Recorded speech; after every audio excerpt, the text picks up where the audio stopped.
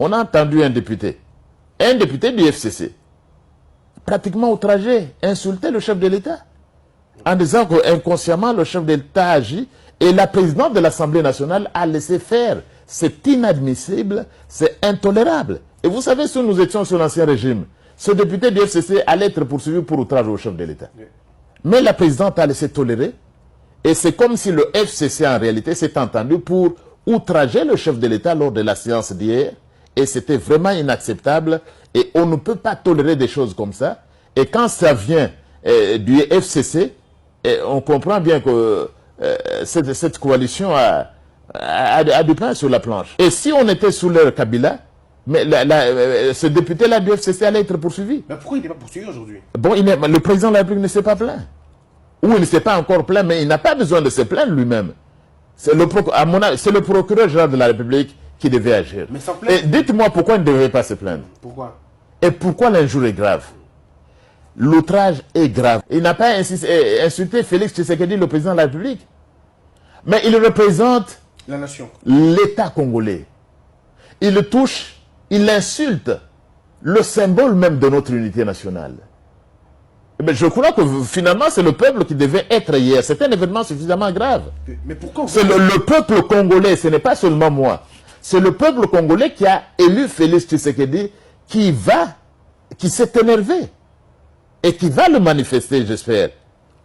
Parce que cette personne, ce député, qui insulte le chef d'État, il n'insulte pas que Félix Tshisekedi, mais il insulte l'État congolais. Il semble que c'était un ancien ministre, et vous comprenez pourquoi le pays a été mal géré, et pourquoi Kabila pouvait se dire qu'il n'avait même pas 10 hommes pour gouverner le Congo, ou pour changer le Congo. Donc, la gravité, c'est quoi? Ce monsieur a insulté l'État, il a insulté le peuple tout entier, et c'est suffisamment grave, c'est très grave.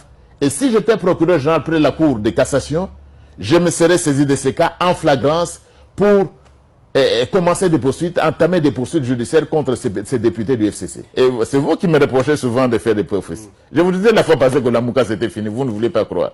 Je vous disais auparavant que M. Kabila n'aurait pas un troisième mandat. Il n'en a pas eu. Je vous dis qu'il ne reviendra pas, qu'on les laisse tranquilles.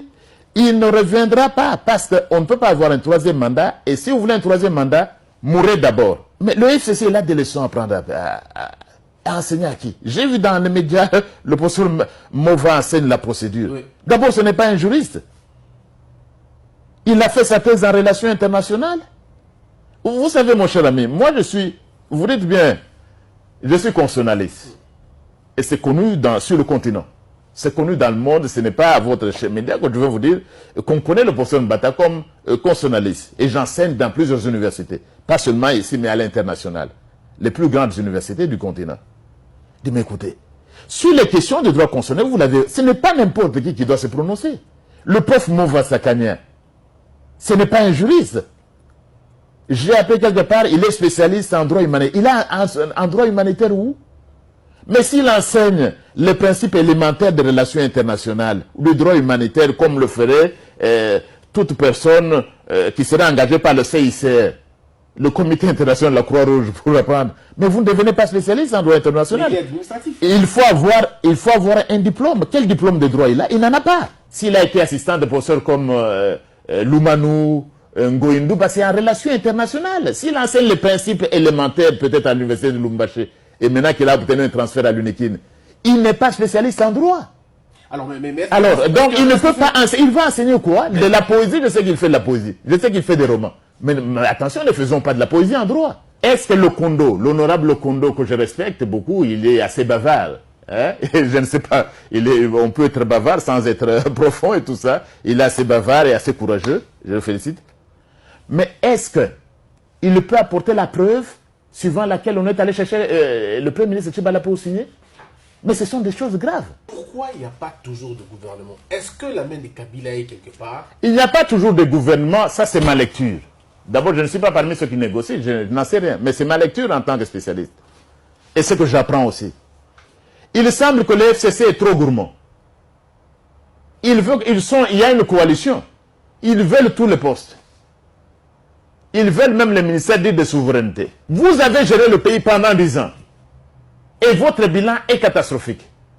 Et même l'autorité morale, Joseph Kabila, a regretté. Il a dit, si j'avais ne fût-ce que 10 personnes, j'aurais réussi à changer le Congo. C'est-à-dire même le pauvre Mova dont on parle. S'il était parmi les 10, il aurait pu changer. Quelles leçons ils peuvent donner ces gens?